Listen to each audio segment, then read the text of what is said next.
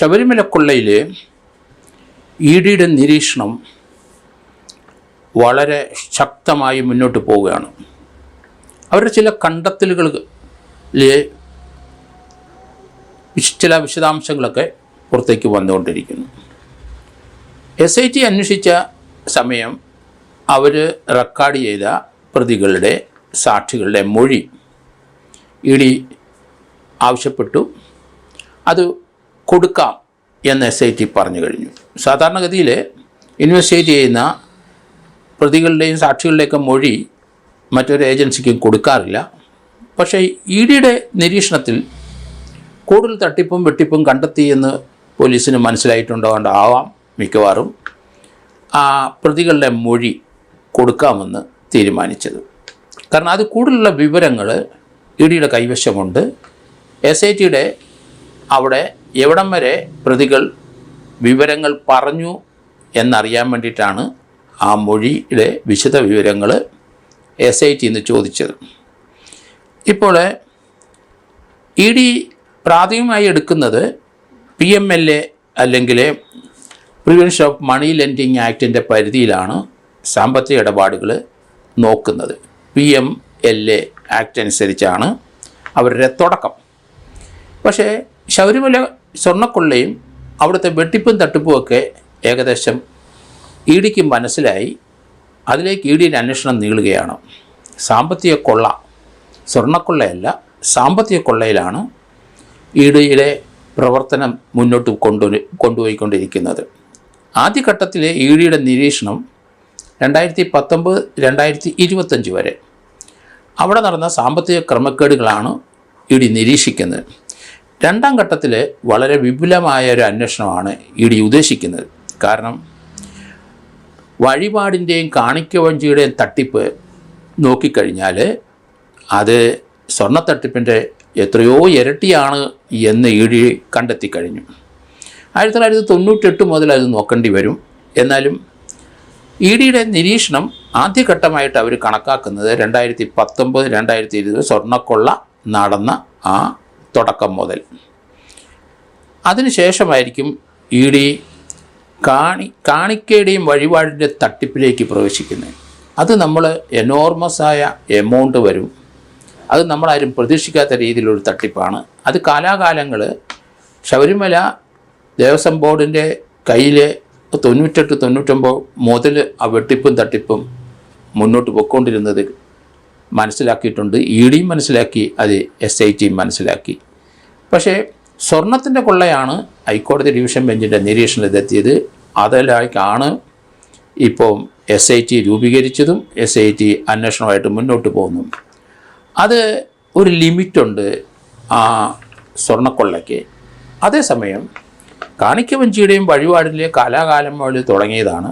എങ്കിലും 98 മുതൽ ആയിരിക്കണം രണ്ടാം ഘട്ടത്തിൽ അവരുടെ അന്വേഷണം കൊണ്ടുപോകുന്നതെന്ന് തോന്നുന്നു. ആദ്യഘട്ട അന്വേഷണം 2019-2025 വരെയുള്ളൂ. അതുകൂടാതെ ഇ ഡി ഉണ്ണികൃഷ്ണൻ പോറ്റിയുടെ 1,30,00,000 രൂപയുടെ സ്വത്തുക്കൾ കണ്ടുകെട്ടിക്കഴിഞ്ഞു. പോറ്റിയുടെ ഇതുവരെ ഉള്ള കണ്ടുകെട്ടൽ 1,30,00,000 രൂപയുടെ സ്ഥലങ്ങളും വീടുകളും ഡിപ്പോസിറ്റും ഒക്കെയാണ് കണ്ടുകെട്ടിയിരിക്കുന്നത്. ഇനി കൂടുതൽ വരും. സ്വർണ്ണക്കൊള്ള കേസിനകത്ത് പണം സമ്പാദിച്ചവരുടെ സ്വത്തുക്കൾ മുഴുവൻ ഫ്രീസ് ചെയ്യും. അതുമുതൽ കണ്ടെത്തും ഇ ഡി. ആ കണ്ടെത്തിയതിൻ്റെ വെച്ചിട്ട് ആ കണ്ടെത്തിയ സ്വത്തുക്കൾ അത് മരവിപ്പിക്കുകയും ചെയ്യും. അതുകൊണ്ട് ശബരിമലയിൽ കാലാകാലങ്ങളിരുന്ന് സമ്പാദിച്ചതൊന്നും പ്രതികൾക്കാർക്കും അനുഭവിക്കാൻ കഴിയില്ല എന്നുള്ള കാര്യം ഉറപ്പ്. ക്രിമിനൽ കേസിനകത്ത് അവർക്ക് സ്വാധീനം ചെലുത്താനൊക്കെ പറ്റിയേക്കും കുറേയൊക്കെ പാർട്ടിപരമായി. എന്നാൽ ഇ ഡിയുടെ അതിനകത്ത് കണക്കിൻ്റെ കസർത്താണ്, സംഖ്യയുടെ കസർത്താണ്. അതിൽ നിന്ന് രക്ഷപ്പെടാൻ കഴിയില്ല. അവർ സ്വരൂപിച്ചു കൂട്ടിയ അടിച്ചുമാറ്റിയ സ്വർണങ്ങൾ, അതിൻ്റെ വിറ്റ വില, അതായത് വിറ്റ് അതിൻ്റെ പണം കൊണ്ട് സമ്പാദിച്ച കെട്ടിടങ്ങൾ, സ്ഥലങ്ങൾ, പലിശയ്ക്ക് കൊടുത്തത്, അതെല്ലാം ഇ ഡിയുടെ മുമ്പിലേക്ക് വരും. SIT അത്രയും ഡീപ്പായിട്ട് പോയിട്ടുണ്ടാവാനുള്ള സാധ്യത വളരെ കുറവാണ്. അതിന് സമയവും ഇല്ല. അത് SITയുടെ പരിധിയുമില്ല. ക്രിമിനൽ ഒഫൻസാണ് SIT നോക്കുന്നത് കൂടുതലും. അതുകൊണ്ട് ആയിരിക്കാം അവരുടെ മൊഴികൾ കൊടുക്കാൻ തയ്യാറായത്. ഇ ഡി പ്രതികളുടെ മൊഴികൾ മുഴുവൻ ആവശ്യപ്പെട്ടു. അത് കൊടുക്കുന്നതിന് തടസ്സമില്ല. നേരത്തെ FIR കൊടുക്കാനൊക്കെ തടസ്സങ്ങൾ വന്ന തുടക്കത്തിലെ ഇതെല്ലാം അങ്ങ് പതുക്കെ പതുക്കെ മാറിയിരിക്കുന്നു. അതുകൊണ്ട് ഇതിനകത്ത് കൈയിട്ട് വാരിയവരെല്ലാവരും അനുഭവിക്കും. അവരെല്ലാം ക്രിമിനൽ കേസ് പ്രതിയാവും. ഒരു 60 ദിവസം മുതൽ 90 ദിവസം വരെ കിടന്നിട്ട് ജാമ്യത്തിൽ പോവും. അതിനുശേഷം ട്രയൽ ഫേസ് ചെയ്യേണ്ടിയും വരും. പത്മകുമാറിൻ്റെ ജാമ്യം പരിഗണിച്ചില്ല, അത് തള്ളിക്കളഞ്ഞു. 21-ാം തീയതി മുതൽ വീണ്ടും 14 ദിവസം റിമാൻഡിൽ എക്സ്റ്റെൻഡ് ചെയ്ത് പോയിട്ടുണ്ട്. 66-67 ദിവസം അദ്ദേഹം ഇപ്പം ജയിലിൽ പോയിട്ട് 66-67 ദിവസമായി. ഇനി 90 ദിവസം കഴിയുമ്പം അദ്ദേഹത്തിനും ജാമ്യം കിട്ടും. എങ്കിലും EDയുടെ നിലപാട്, അവരെ എടുത്തിരിക്കുന്ന കോഗ്നിസൻസ് PMLA ആണ് തുടക്കത്തിലെങ്കിലും ഫെമയിലോട്ട് വന്നു കഴിഞ്ഞു. ഫോറിൻ എക്സ്ചേഞ്ച് മാനേജ്മെൻറ്റിൻ്റെ കാര്യത്തിൽ ചില കാര്യങ്ങൾ കണ്ടെത്തി കഴിഞ്ഞു. അതുകൊണ്ടാണ് ഫെമ ഉപയോഗിക്കുന്നത്. ഫെമ ഒരു സിവിൽ നേച്ചറാണ്, നമുക്കറിയാം. അത് പെനാൽറ്റി ആണ്. അവർ ED അല്ലെങ്കിൽ ഫെമ അതോറിറ്റീസ് പെനാൽറ്റി അടിച്ച് അത് സെറ്റിൽമെൻറ്റ് ചെയ്യാനുള്ള സാധ്യതയും വളരെ കൂടുതലാണ്. അതോടൊപ്പം തന്നെ ഫെറ ഉപയോഗിക്കാൻ തുടങ്ങി ED. കാരണം ഫോറിൻ എക്സ്ചേഞ്ച് റെഗുലേഷൻ ആക്ട് അതൊരു ക്രിമിനൽ സ്വഭാവമാണ്, അത് മറ്റേതൊരു സിവിൽ സ്വഭാവമാണ്, ഇതൊരു ക്രിമിനൽ സ്വഭാവമുള്ളതാണ്. ഫെമ എന്ന് സ്വല്പം ലിബറലാണ്, അതേസമയത്ത് ഫെറ സ്വല്പം കട്ടി കൂടുതലാണ്. ഫെമ അനുസരിച്ച് ഒരു 3 ഇരട്ടി പെനാൽറ്റി. ഇപ്പം 10 ലക്ഷം രൂപ വെട്ടിച്ചിട്ടുണ്ടെങ്കിൽ 30 ലക്ഷം രൂപ വരെ അടച്ചാൽ അതിൽ നിന്ന് ഊരിക്കൊണ്ട് പോകാം. പക്ഷേ ഫെറ പറ്റില്ല. ഫെറയിൽ ഒരു ക്രിമിനൽ സ്വഭാവം കൂടെ ഉണ്ട്. അത് വേണമെന്നുണ്ടെങ്കിൽ കൂടുതൽ അന്വേഷണം വേണ്ടി വന്നാൽ അത്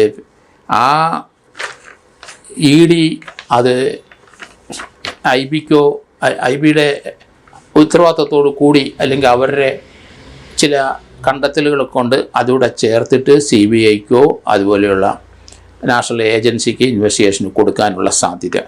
ഈ പണമെല്ലാം എങ്ങോട്ട് പോയി, വിധ്വംസ ശക്തിയിലേക്ക് പോയോ, അങ്ങനെയുള്ള കാര്യങ്ങളൊക്കെ ഇനിയിപ്പം IBയും CBI എല്ലാം നോക്കും.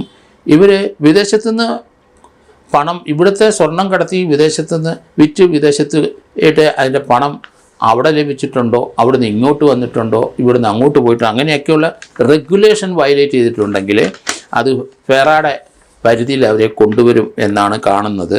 എന്തായാലും EDയുടെ നീക്കം കുറച്ച് കട്ടിയായിട്ട് തന്നെയാണ്. ഇപ്പം തൽക്കാലം PMLAയും അതുപോലെ തന്നെ ഫെമയും ഫെമയും അതുപോലെ തന്നെ മറ്റൊരു ആക്ട് ഫെറായും അനുസരിച്ചായിരിക്കും ED മുന്നോട്ട് പോകുന്നത്. അതിനകത്ത് കൂടുതൽ ക്രിമിനൽ സ്വഭാവത്തോടുകൂടി എന്തെങ്കിലും ഉണ്ടെങ്കിൽ അവർ കുറച്ചുകൂടെ ഹയർ ഏജൻസിയെ ഏൽപ്പിക്കാനാണ് സാധ്യത.